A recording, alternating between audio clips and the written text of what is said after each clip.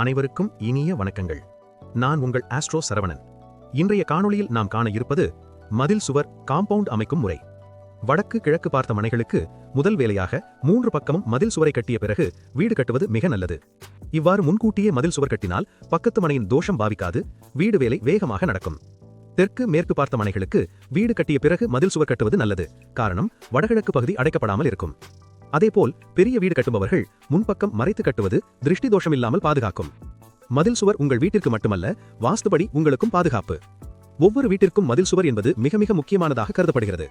ஒரு வீட்டில் 4 புறமும் உள்ள சுவரை தாய் சுவர் என்றும், அந்த வீட்டின் மதில் சுவரை தந்தை சுவர் என்றும் வாஸ்துவில் அழைக்கப்படுகிறது. வீட்டில் தாய் தந்தை எவ்வளவு முக்கியமோ அவ்வளவு முக்கியமாக வீட்டின் மதில் சுவர் உள்ளது என இதன் மூலம் அறியலாம்.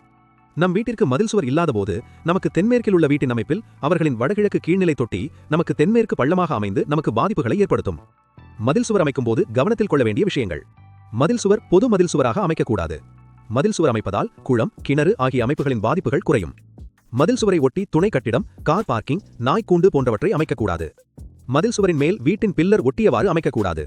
ஒவ்வொரு திசையிலும் வீட்டிற்கும் மதில் சுவருக்கும் இடையே இடைவெளி சரியாக இருக்க வேண்டும். மதில் சுவருக்கு மேல் உயரமாக கேட் அமைக்கக்கூடாது. மதில் சுவர் கட்டும்பொழுது 10 அடிக்கு ஒரு பில்லர் அமைத்து கட்டினால் விரிசல்களை தவிர்க்கலாம். மதில் சுவர் அமைக்கும் பொழுது 4 பக்கமும் மதில் சுவர் ஒரே அளவாக, உதாரணமாக 9 இன்ச் என்றால் அனைத்து பக்கமும் 9 இன்ச் அளவு கொண்டு அமைக்க வேண்டும். மதில் சுவர் சதுரம் அல்லது செவ்வகமாக இருக்க வேண்டும். 90 டிகிரி மூலை மட்டும் சரியாக இருக்க வேண்டும். எந்த மூலையிலும் மதில் சுவர் நீண்டு இருக்கக்கூடாது. வடக்கிலும் கிழக்கிலும் அதிக காலியிடம் உள்ளவாறு அமைக்க வேண்டும். தெற்கிலும் மேற்கிலும் குறைவான காலியிடம் இருக்க வேண்டும். மதில் சுவர் அமைக்கும் போது தென்மேற்கு சற்று உயரமாகவும் வடகிழக்கு சற்று தாழ்வாகவும் அமைக்கலாம். சிலர் மதில் சுவர் அமைக்கும் போது வீட்டின் ஜன்னலை விட உயரமாக அமைத்து விடுவார்கள். அப்படி அமைக்கும் போது வீட்டின் காற்றோட்டம் பாதிக்கும். பக்கத்து வீட்டின் மதில் சுவரும் நமது சுவரும் பொது சுவர் இல்லாமல் இருப்பது நன்மை பயக்கும்.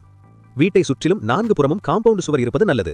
கட்டிடத்திற்கும் காம்பவுண்ட் சுவருக்கும் இடைவெளி விடும்போது குறைந்தபட்சம் 3 அடியும், அதற்கு மேல் போகும்போது யோகம் தரும் அடிகளை பயன்படுத்திக் கொள்ளவும். வீடு மற்றும் காம்பவுண்டின் வடகிழக்கு மூலை வளைவாக இருக்கக்கூடாது.